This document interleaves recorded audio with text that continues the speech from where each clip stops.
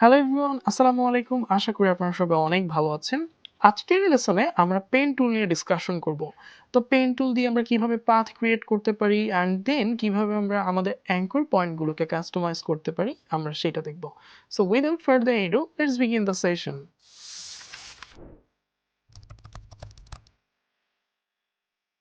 So আজকে কিন্তু আমরা অনেক মজার একটা টুলবার নিয়ে ডিসকাশন করব, তাই না? Pen tool. তো ডিসকাশন করার পূর্বেই আমাদের এই টুলের ক্যারেক্টারিস্টিক সম্পর্কে জানতে হবে অ্যান্ড দেন কিভাবে এটা সিকোয়েন্সলি আমরা একটা ইলাস্ট্রেশন মেকিং এর জন্য এই টুলটাকে ইউজ করব আমরা সেইটা দেখব। সো চলুন কথা না বাড়িয়ে শুরু করা যাক। সো চলুন আমরা পেন টুল আগে সিলেক্ট করি। আর পেন টুল আর এই যে স্ট্রোক এটা কিন্তু পরস্পর দুই ভাই। ঠিক আছে? কেননা আমরা যখন পেন টুল দিয়ে পাথ ক্রিয়েট করব তখন কিন্তু আমাদের এই স্ট্রোক লাইনটা লাগবে। ঠিক আছে? সো আমরা এখানে ফিল কালারটা নান রেখে স্ট্রোক কালারটা রেখে আমরা একটা ডট দিলাম। আর এই ডটটাকে বলা হচ্ছে অ্যাঙ্কর পয়েন্ট। সো আমরা পেন টুলটাতে এখানে আরেকটা ক্লিক করি, একটা লাইন ক্রিয়েট হবে, রাইট? এইখানে যদি আমি আরেকটা ক্লিক করি আরেকটা লাইন হবে। এখানে যদি আমরা একটা ক্লিক করি তাহলে এটা কি হবে? অ্যাড হয়ে যাবে, তাই না?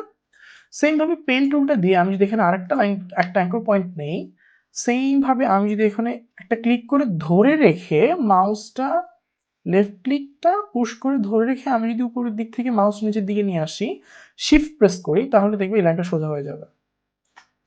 সো এখানে দেখতে পাচ্ছেন যে কি আমাদের একটা কার্ভ লাইন ক্রিয়েট হয়েছে, right? So alt control space bar চাপ দিয়ে জুম আউট করছি। আরেকটা জিনিস খেয়াল রাখবেন সেটা হচ্ছে আমরা ধরেন পেন টুল এখানে একটা ক্লিক করলাম।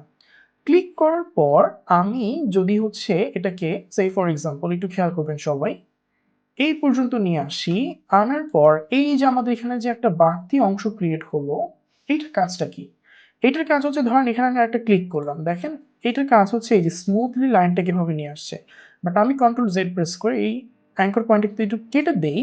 দেন আমি এখানে একটা ক্লিক করে মাউসটাকে ডান দিক থেকে বাম দিকে নিয়ে আসি। দেখেন এটাও কিন্তু একটা কার্ভ। বাট আমরা যদি একটু ডিপলি জুম ইন করি দেখবেন হচ্ছে এখানে একটা স্পাইকের সৃষ্টি হয়েছে, তাই না? সো এই স্পাইকটা যেহেতু আমরা না চাই, যদি আমরা না চাই তখন আমরা কি করব? একটু এই বাড়তি অংশটা রাখবো। সো এখন তো কেটে ফেলেছি। সো এখন বাড়তি অংশটা কিভাবে রাখবো? অল্টার প্রেস করে ধরে রেখে মাউসের লেফট ক্লিকটা করে আমরা একটু বাড়তি রাখলাম যতটুকু প্রয়োজন। ততটুকু রেখে জাস্ট আমরা এখানে আরেকটা ক্লিক করে আমরা এটাকে এইভাবে নিয়ে আসি। সো লুক এট দিস, এখন কিন্তু আমাদের একদমই স্মুথলি চলে আসছে। অল্টার প্রেস করে আমরা চাইলে এটাকে আরেকটু কাস্টমাইজ করতে পারি। ঠিক আছে? সো এখানে আমরা কি করলাম? একটা পাথ ক্রিয়েট করলাম। সেম ভাবে এখানে ক্লিক করে যদি আমরা এটাকে আরেকটু এভাবে কার্ভ করে দিই তাহলে দেখতে পারবেন যে আমাদের এখানে কি হয়েছে? একটা শেপ ক্রিয়েট হয়েছে। সো এখন আমি এটাকে সিলেক্ট করে আমার ফিল কালার দিতে পারি। আদার্স অনেক কালারগুলো এখানে কি করতে পারি? আমি এপ্লাই করতে পারি। সো এইটুকু কনসেপ্ট যদি ক্লিয়ার হয়ে থাকেন চলেন আমরা হচ্ছে এখন এই ড্রয়িংটার দিকে যাই। সো এই ড্রয়িংটা মেক করার পূর্বে আমরা আগে ফার্স্ট অফ অল কালারগুলো সেপারেট করে নিব। সো এখানে একটা শেপ নিলাম। আই প্রেস করে আমি এই কালারটা নিব। দেন অল্টার শিফট প্রেস করে আমি একটা শেপকে ডান পাশে কপি করব। দেন কন্ট্রোল ডি। দেন সেকেন্ড শেপটাকে আমি হচ্ছে এখানে কালার অ্যাপ্লাই করছি। দেন এটা থার্ড শেপটা ক্লিক করে আই প্রেস করে আমি অরেঞ্জ কালারটা অ্যাপ্লাই করছি। অ্যান্ড দেন সিকোয়েন্সলি বাকিগুলো। ঠিক আছে? এই ৪ টা কালার এখানে ইউজ করা হয়েছে। সো আমি এই ৪ টা কালার ইউজ করব। এই কালারটাকে আমি এই ডিপ প্যার দিয়ে দিচ্ছি। ওকে, দ্যাটস ইট। ঠিক আছে? আই থিংক আপনারা বুঝতে পেরেছেন। আর এই কালারটা আমাদের একটু চেঞ্জ হবে সেটা হচ্ছে এইটা। সো এই ৫ টা কালার ইউজ করে আমরা কিন্তু আমাদের এই ইলাস্ট্রেশনটা মেক করতে পারি। সো এটাকে গ্রুপ করে দিচ্ছি। একটু কর্নার উইজেট থেকে একটু স্মুথ করে দিই তাহলে দেখতে সুন্দর লাগবে। রাইট? ওকে। সো এটাকে ছোট করে দিচ্ছি। সো এখন চলেন আমরা একটা স্ট্রোক লাইন নেই। ফিল কালারটা না রাখি, স্ট্রোকটা 3 রাখি। ঠিক আছে?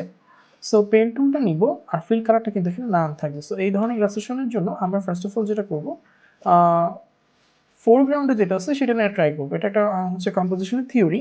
বাট এইটুকু মনে রাখবেন যে সামনের যে লেয়ারটা থাকবে সেটা আগে আমরা ড্রয়িং করবো। সো এখানে একটা ক্লিক করছি। ক্লিক না করলেও হবে, জাস্ট এভাবে একটা টান দিলেও হবে। টান দিলে কিন্তু দেখেন দুই পাশে ওই যে স্মুথনেস লাইনটা ক্রিয়েট হয়েছে, রাইট? সো এখানে একটা ক্লিক করছি, আবার এখানে একটা ক্লিক করে এইভাবে একটু কার্ভ করে নিয়ে আসছি সেম ভাবে। সো আমাদের একটা জিনিস মনে রাখা দরকার, এই টুলটিকে আমরা যত ভালোভাবে আয়ত্তে নিয়ে আসতে পারবো আমাদের কিন্তু অ্যাকুরেসি লেভেলটা তত বাড়তে থাকবে। কেননা আমরা আমাদের নেক্সট লেভেল ইলাস্ট্রেশনগুলো কিন্তু সবখানেই একটা না একটা স্টেপে আমরা এই টুলটা ইউজ করেই থাকি।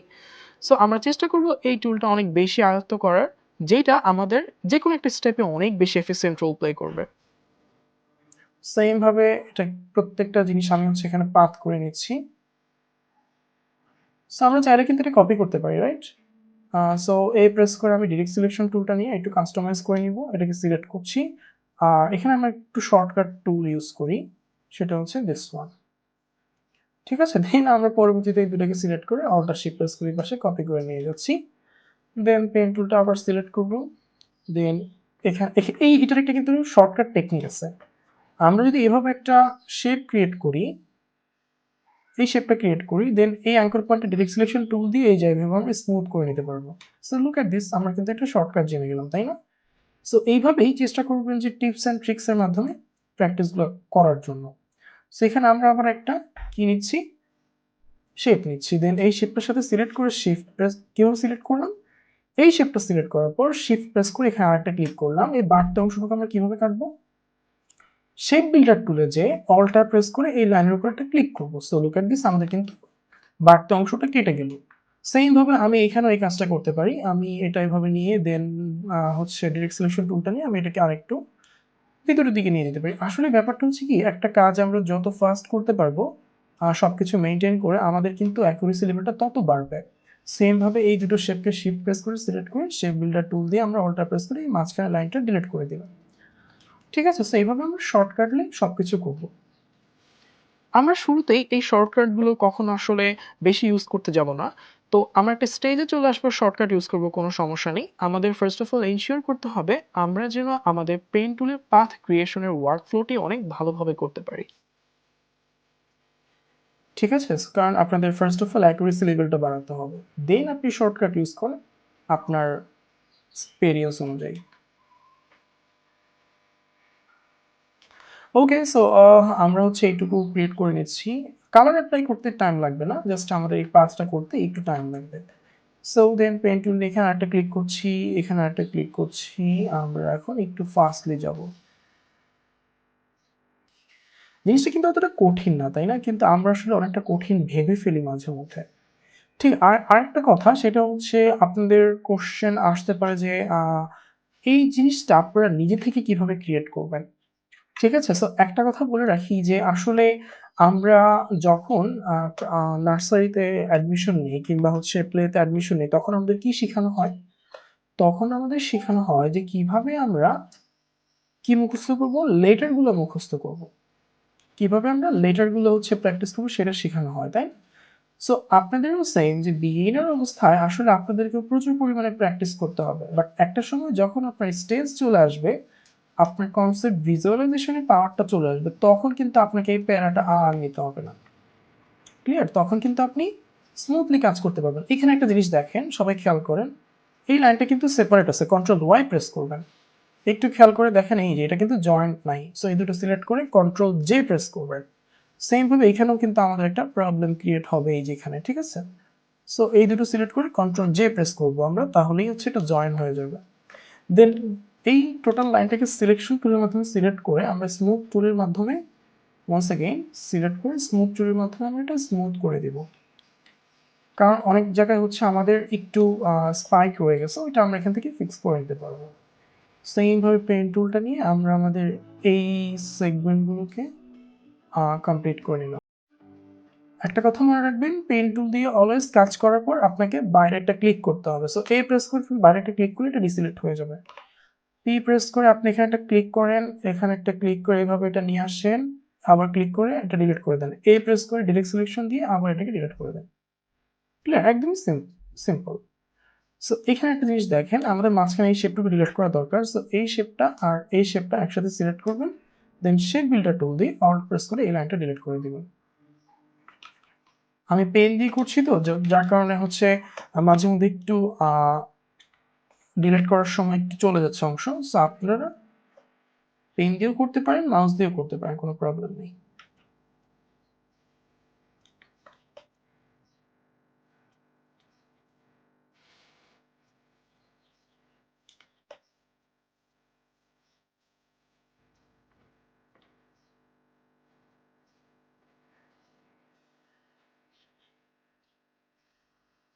সিলেক্ট করব, দেন এটার সাথে অ্যাড করে দিব, দেন এ প্রেস করে আমরা একটু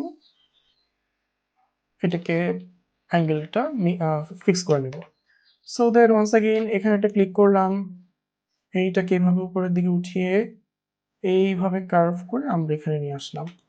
ওয়ান্স অ্যাগেইন এটাকে আরেকটু কার্ভ করা লাগবে, সো আই থিঙ্ক আরো বেটার হবে এখন। ওকে, ডান। সেম ভাবে পি প্রেস করে আমরা পেন টুলটা নিব, নেওয়ার পর এইভাবে একটু এটাকে উঠাবো, দেন একবার এইখানে এনে আমরা এটাকে কার্ভ করে দিব, রাইট? সো এটা আরো বেশি বেটার হবে।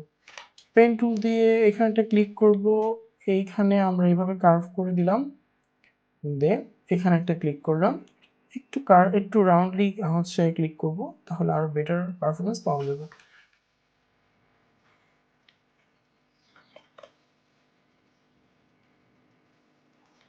ঠিক আছে, সো আবার পেন টুলটা সিলেক্ট করব, এখানে এই লাইনের উপর ক্লিক করব, এটাতে ক্লিক করা যাবে না, এই লাইনটাতে ক্লিক করা যাবে না, সো পিটা আমরা একটু সাইড থেকে ক্লিক করলাম,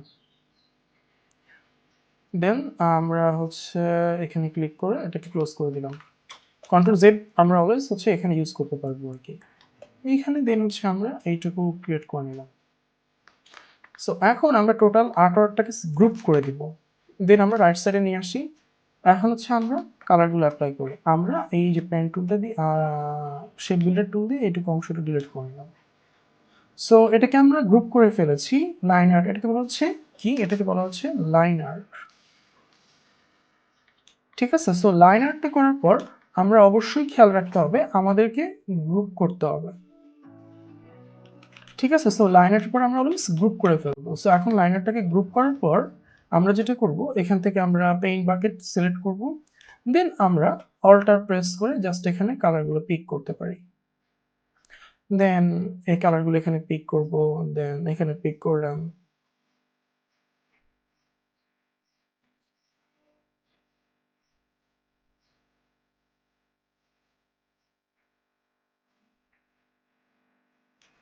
অলমোস্ট ডান, তাই না?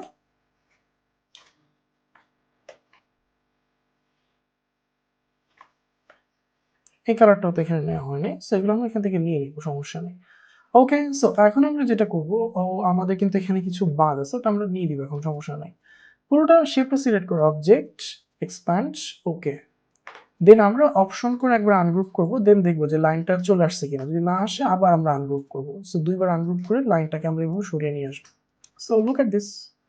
দেন এটাকে আমরা আনগ্রুপ করে দিলাম। এখন কি করবো জানেন? এই যে আমাদের পাখার যে অংশগুলো না, এটা আমরা এখানে ক্রিয়েট করে দিব। কিভাবে ক্রিয়েট? দেখেন, সেপারেট হয়ে গেছে। সো পেন টুলটা দিয়ে এখানে একটা ক্লিক করলাম, দেন এখানে ক্লিক করলাম। ক্লিক করে আমরা আইড্রপার দিয়ে এই কালারটা দিয়ে নিচ্ছি, দেন শিফট প্রেস করে এই শেপটার সাথে ওই যে সেম ভাবে শেপ বিল্ডার টুলটা দিয়ে বাইরের অংশটা ডিলিট করে দিলাম। সো সেম ভাবে আমাদেরকে এখানেও এই কাজটা করতে হবে।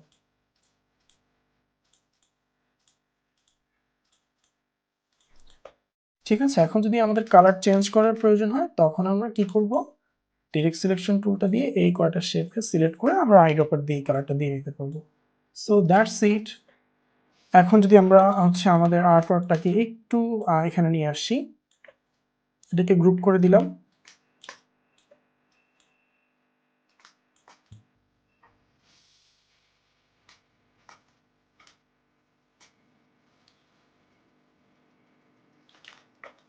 এই দুটাকে গ্রুপ করে অ্যালাইনমেন্ট পেজের মাঝখানে দিয়ে দিলাম, এখান থেকে অ্যালাইন টু আর্টবোর্ড। আশা করি আজকের লেসনটি আপনাদের অনেক বেশি ভালো লেগেছে। আজকে এই পর্যন্তই। আসসালামু আলাইকুম।